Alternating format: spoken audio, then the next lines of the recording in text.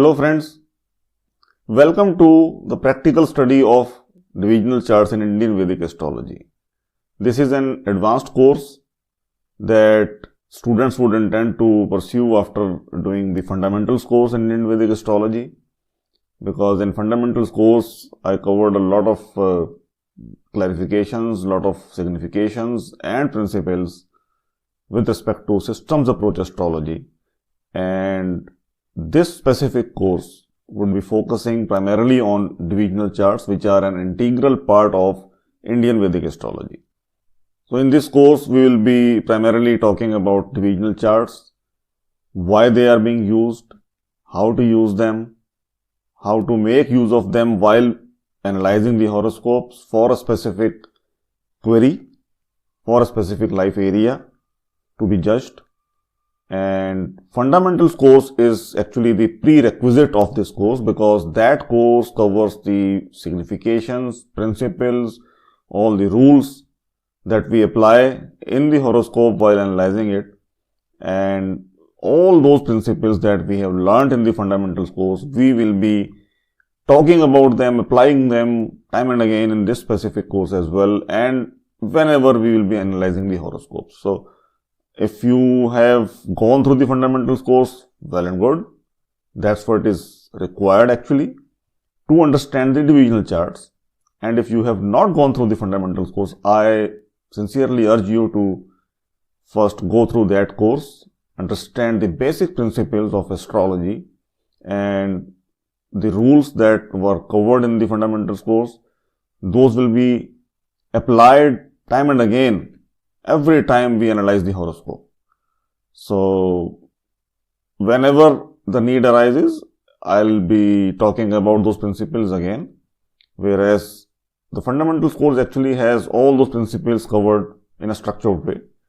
So that's the prerequisite, and we'll be talking about the principles in this course whenever it's appropriate, and divisional charts will be covered in detail, how we make them, how we study them, how we analyze the horoscopes based on divisional charts. And these are actually called the microscopic view, because the natal chart would show you certain aspects, certain strengths, certain challenges in the horoscope. Whereas if, for example, a planet is strong, is being indicated as strong in the natal chart, but the divisional chart actually will show that specific planet is strong for which area and it's weak for which area, even though it is strong in the natal chart. So that specific planet would be a favorable one for the person, giving some good results for a specific life area, whereas the other areas would pose some challenges whenever that planet's main or sub period starts. So that's what we'll be covering in this specific course, that how to analyze the divisional charts, what do they actually tell us when we study them. So that's the art that we are going to learn in this course. That's why it's mentioned that it's the art of studying the natal horoscope is the divisional chart. So we'll be talking about various divisional charts. What are they? So now let's move forward and start with the course content. So this is how the course will be structured, and we'll be talking about various divisional charts, and we'll try to learn them with the help of examples as usual. So what is a divisional chart? A divisional chart is erected by dividing a sign into parts. We divide the natal chart into various parts, and how that specific division is done is being learned, is being taught in this course. And when we do X number of divisions of a sign, that's what is called a specific divisional chart. For example, if we divide the sign into 9 parts, that's what is being mentioned over here, that if we want to prepare a divisional chart for 1/9 part of a Rashi or a sign, we will divide the 30 degrees. We will divide the 30 degrees, that is the extent of a sign, in 9 equal parts of 3 degrees and 20 minutes each. So that becomes Navamsha chart, the D9 chart. So such a chart thus would be called a Navamsha chart. we will see the natal sign and degree of a planet, in which sign a specific planet is placed and at what degrees, and then see its corresponding position in the divisional chart. So this is what we will learn. We have a specific set of tables that we have tried to share with the students. So we'll first go through the basic definition of a specific divisional chart. How that chart is to be made is with the help of a specific set of formula, and that formula is now converted into a set of table that is used to prepare a divisional chart. So even if you do not have a specific software, which can, even though nowadays the software, they contain everything, and at a click of a button you will definitely get the natal chart as well as all the different divisional charts available. But what to do if you do not have that software, or as a good learner, as a sincere learner, you want to cast the divisional charts manually? What to do? How to do that? And basic understanding of how these divisional charts are actually made, that if you understand that, you definitely learn a lot of new things, a lot of good insights you get. So that's what we'll try to cover in this course. So the example over here that we have given is that if an ascendant is rising in Sagittarius 12 degrees, its position in decant would be Aries, in Turyamsha it would be Pisces, in Panjamsha it would be Libra, and so on. So the ascendant of the divisional charts, various divisional charts, they will change according to the rising degree, according to the placement of the planets in the divisional charts. They will change according to their placement in a specific sign in the natal chart at a specific degree. So that's why it's always important to study the divisional charts, because they will govern various life areas and they will show that which area is strong in the life of the native and which area would pose some sort of challenges to the native. So let's move on. So why divisional charts are important? They are important to see the strength of a planet by observing its placement in various divisions. That's what we just discussed. And I request you to please make notes, and wherever you have some sort of difficulty or confusion, feel free to send your questions across us so that we can reply them, we can answer them. And whenever we conduct the live doubt clearing sessions, which are absolutely free for any of the student to join, please do join them and raise your queries to get the clarifications on any of the topic that you have learned in any of the courses so far. And we'll try our level best to impart whatever we have learned in these many years, and that's the actual intent while we are preparing these courses. So planet, if it is placed in its own sign, its Mool Trikona sign or its exaltation sign in most of the divisions, it is treated as a strong planet. We have covered this principle, this concept a couple of times in the fundamental course as well as in the advanced course. So the planet which is placed in its own sign, now that sign could be its normal sign or the Mool Trikona sign. Except Sun and Moon, all other planets, they govern, they rule two signs, whereas their primary sign we consider as the Mool Trikona sign. For example, if we talk about Mars, Mars governs Aries as well as Scorpio, whereas Aries is the Mool Trikona sign of Mars. So that's what we are talking about over here, is that when the planet is placed in its own sign, for example, if Mars gets placed in Aries or Scorpio, it is considered strong, whereas if it is in its own Mool Trikona sign, that is in Aries, it's more powerful. Or the planet is placed in its exaltation sign. For example, if we talk about Sun gets exalted in Aries, so it will be considered as strong. Its placement in most of the divisions in its sign of debilitation renders it weak. Now, when we are talking about a planet's exaltation or debilitation, first of all, we have to check it in the natal chart. What's the kind of placement that planet is getting in the natal chart, whether it's in a normal sign, whether it's in debilitation sign, whether it's in exaltation sign. After analyzing the natal chart, we move on to the Navamsha chart, because that's the house of, the division of house of fortune, we can say. Beyond that, for a specific activity, For example, if we want to talk about children, or if we want to talk about assets, so the respective divisional chart, what is the position of that planet in that respective divisional chart?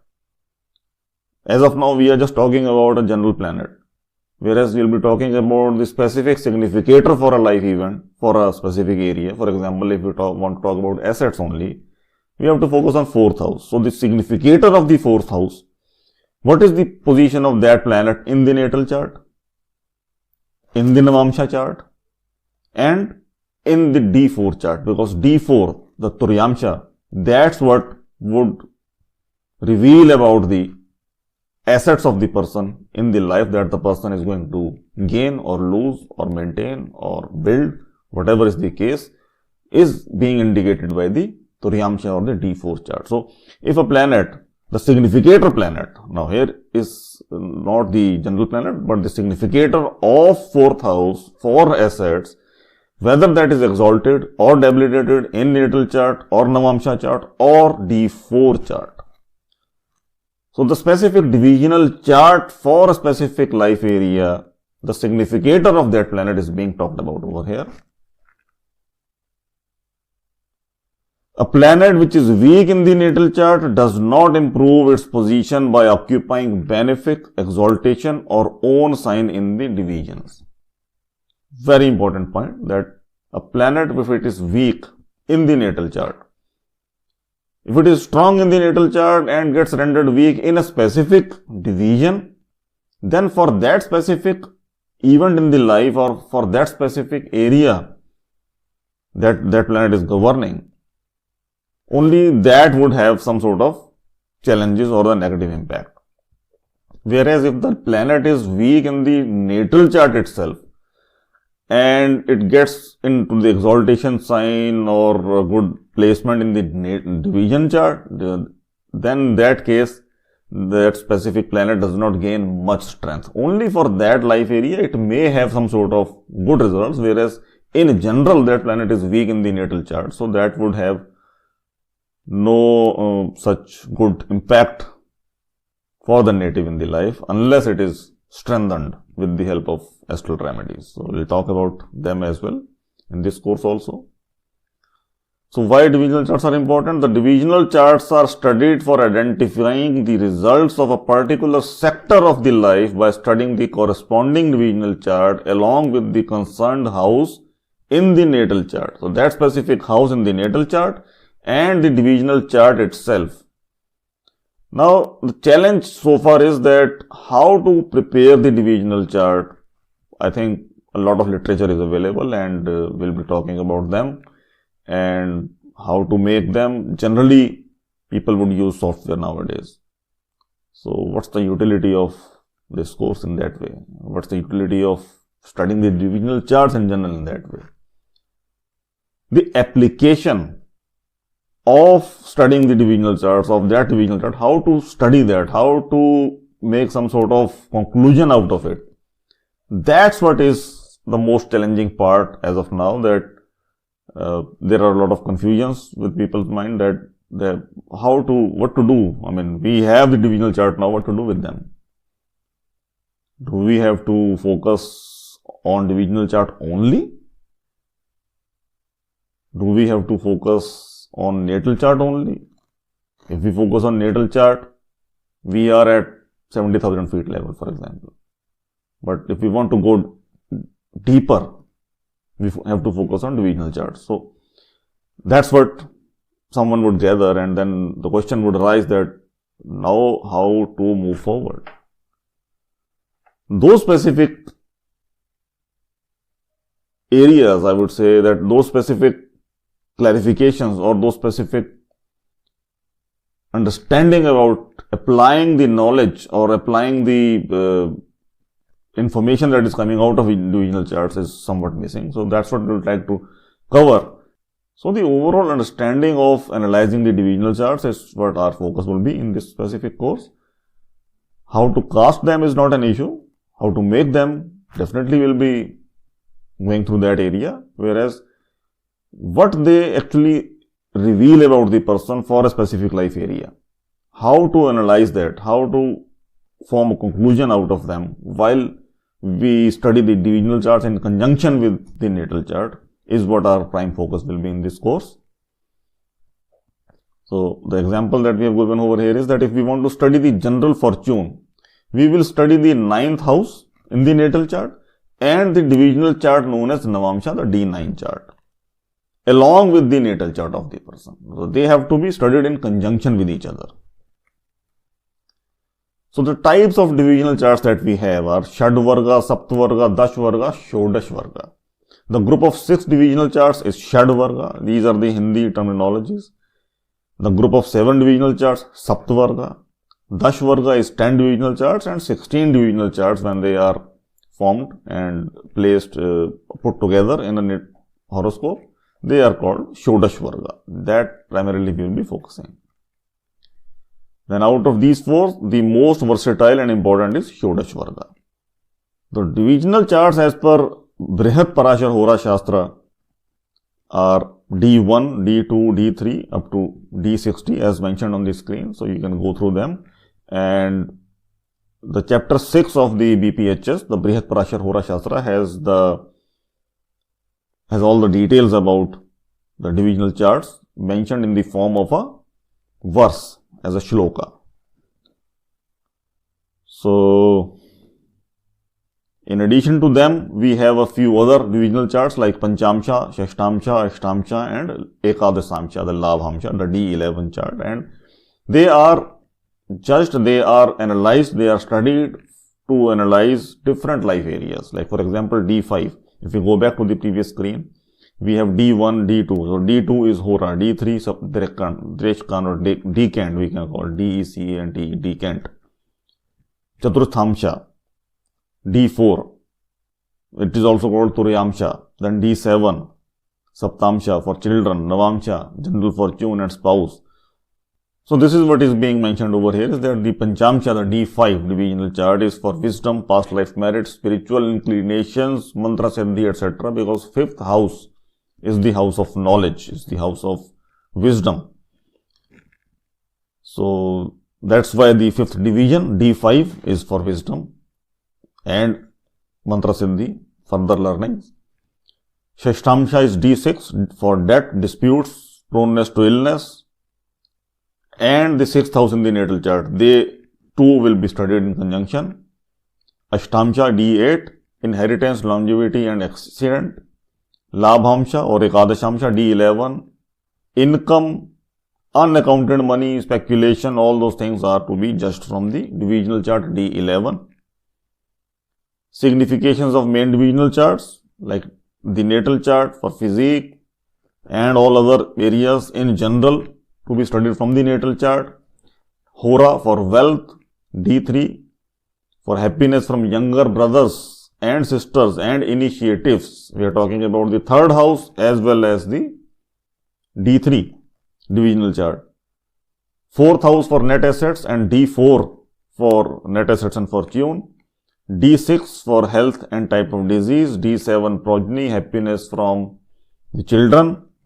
D8 for longevity. D9 for general fortune, we just talked about it.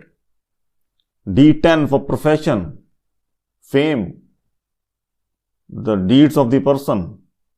D12 for parents. D24 for education. So, these are the main divisional charts that we generally study. So, the divisional charts from 1 to 12, they are primarily linked with our physical plane. Body, wife, children, wealth, properties, parents, a profession, income, all those things which are linked to our physical plane. And divisional charts 13 to 24, they are linked with our mental plane. Happiness, knowledge, religion, learnings. Divisional charts 25 to 36 are linked with our subconscious level. Mental issues, evils associated, our strengths, our weaknesses. The person goes into depression, the person is in happy mood. Karmic plane, divisional charts up to 60. Influence from a karmic level like past life influences, auspicious events, inauspicious happenings in the life.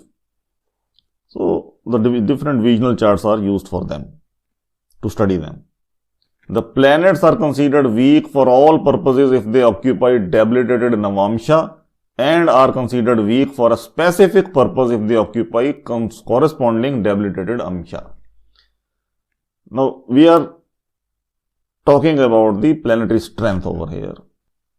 First of all, we have to check the strength of the planet in the natal chart. And one of the criteria to identify planetary strength in the natal chart is to check its position in Navamsha, whether it's debilitated, exalted, well placed or badly placed. So, what we are mentioning over here is that the planets are considered weak for all purposes if they occupy debilitated Navamsha. If the planet is debilitated in Navamsha, then the planet significantly loses its strength and is considered weak, even though it gets exalted in a specific divisional chart.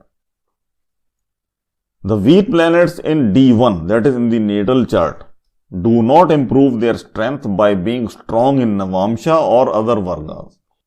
If the planet is weak in the natal chart itself, for any of the reasons, then even if it gets exalted in Navamsha or any of the other divisional charts, it still remains weak. If any planet is strong in the natal chart and Navamsha but debilitated in Dasamsha, that is in D10, it's make it weak only for the purposes of the 10th house. But being debilitated in Navamsha makes it weak regarding all its general and particular significations. So from this point onwards, I think what you should do is take a notebook and start noting it down. And I'll try and emphasize which points are more important for you to focus. So this is one of the points, that take your notebook and note it down, that if a planet is strong in the natal chart but weak in Navamsha, then also it is losing significantly its power. If the planet is strong in the natal chart, well placed or exalted in Navamsha as well, but it gets debilitated in D10 or any of the specific divisional chart that we are studying, then the planet would not give good results for that specific area. Like in this example, in D10, if the planet is weak, that means the planet, specific planet, if it is the significator of profession, then during the period of that planet, person will have challenges in profession.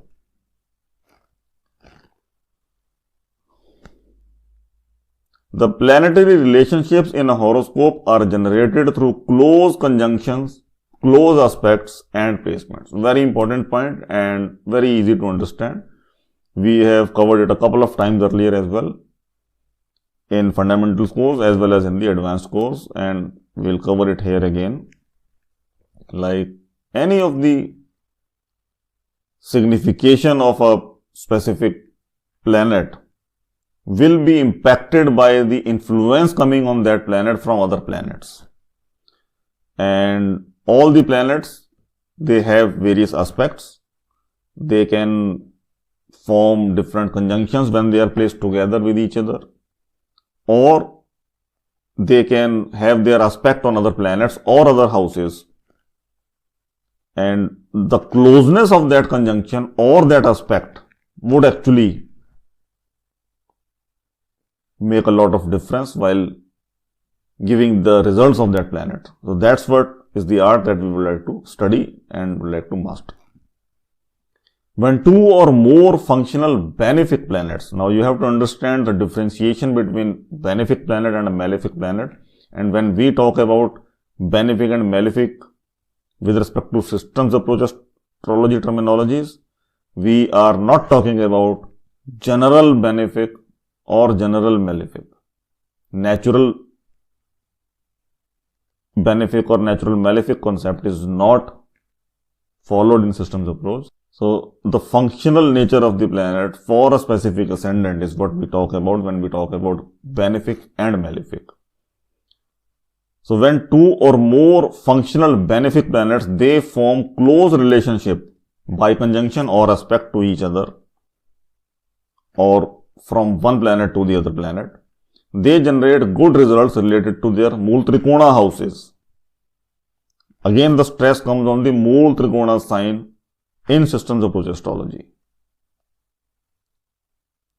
This type of relationship caused due to the close conjunction or aspect is known as yoga. This is what we call yoga, where the closeness of the planets by degrees is within the 5-degree range, at least. If two functional malefics form a close relationship, they cause an inauspicious yoga and destroy the results related to their Mool Trikona houses.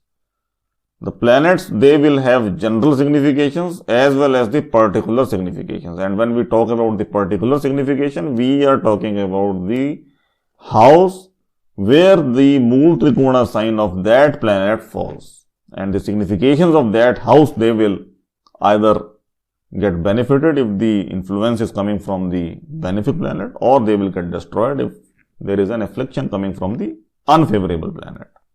And how to identify favorable and unfavorable, we have covered a couple of times in fundamentals course. Like if the Mool Trikona sign of a planet falls in 6, 8 or 12, then that planet would become the functional malefic planet for that specific ascendant.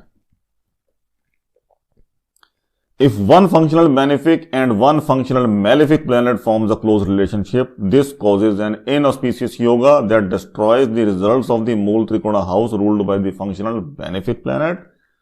When a functional benefic planet occupies a malefic house, 6, 8 or 12, this causes yoga for misfortune related to the significations of its Mool Trikona house. Which house is being ruled by that planet? If that planet governs 4th house and gets placed in the 8th house, then that way the assets may get linked with the losses. Or if it's linked with the 6th house, disputes or litigation with respect to assets.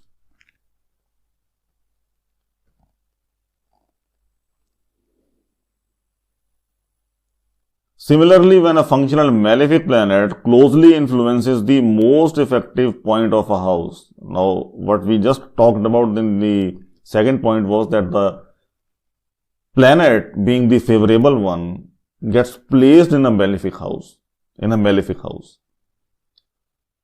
And now we are talking about the functional malefic planet, for example, the 6th lord, the lord of the 6th house, being placed in any of the house at the MEP or with close influence being coming on to the most effective point of the house. Now, what is MEP?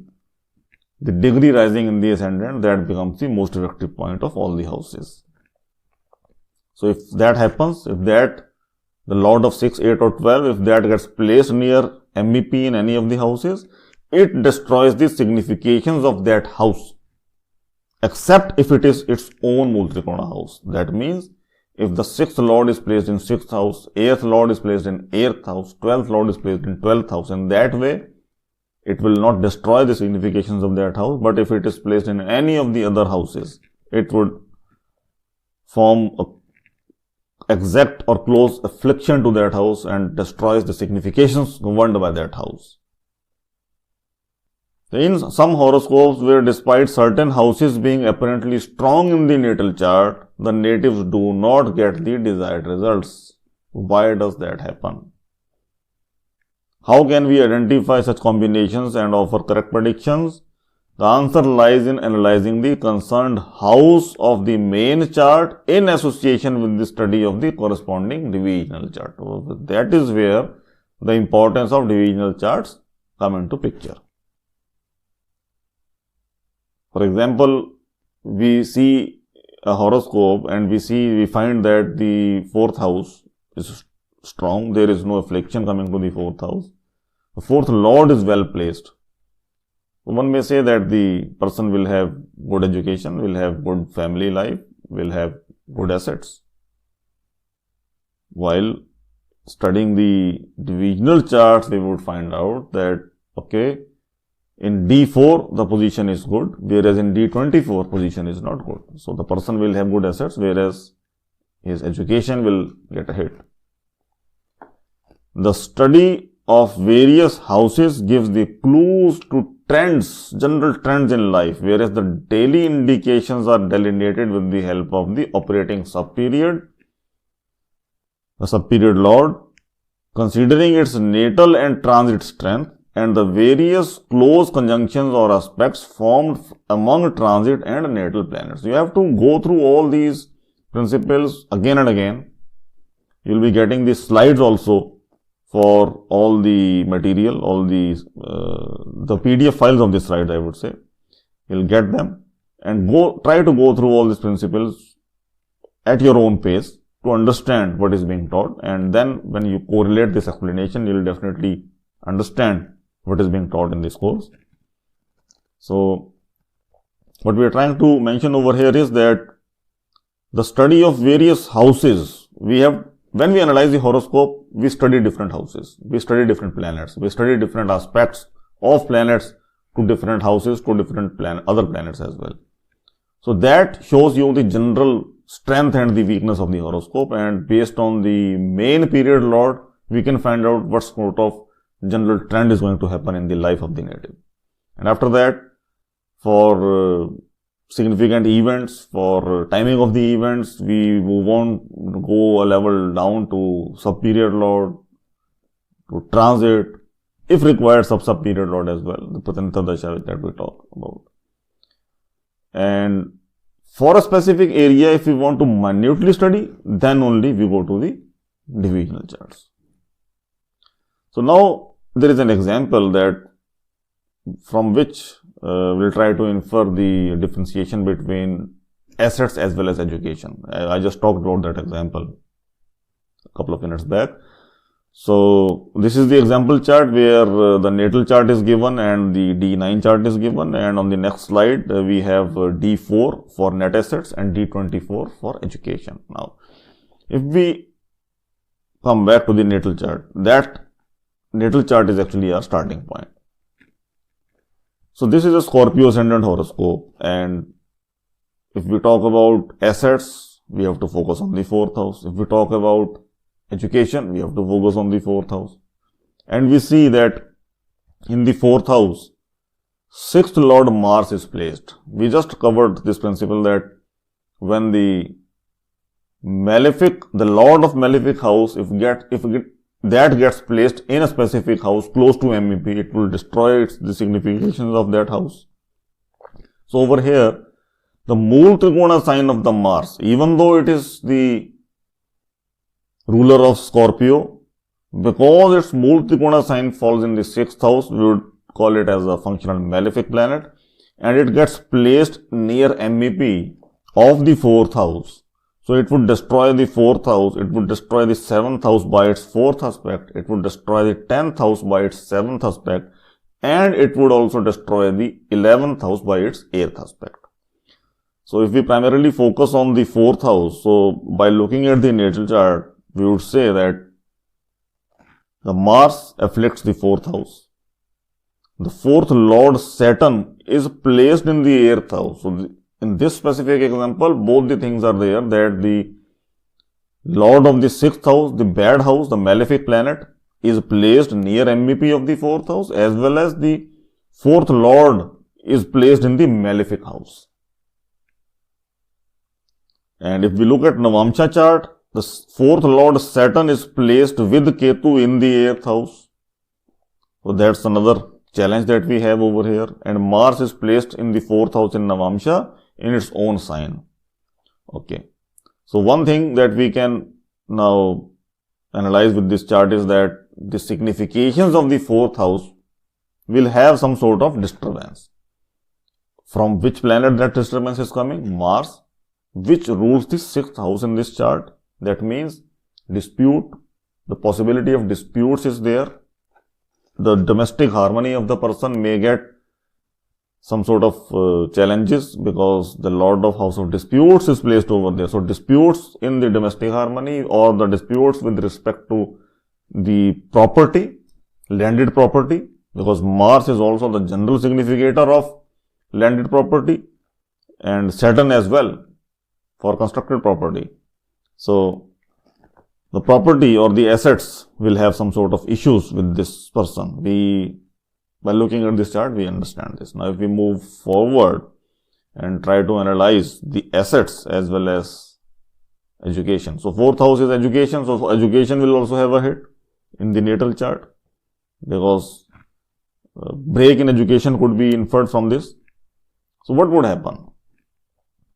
What the specific divisional chart reveal? So, with this example, what we are trying to explain is that even though in the natal chart we have clear indications that the 4th house significations will be in trouble, if we have to identify about all those areas which are governed by that specific house,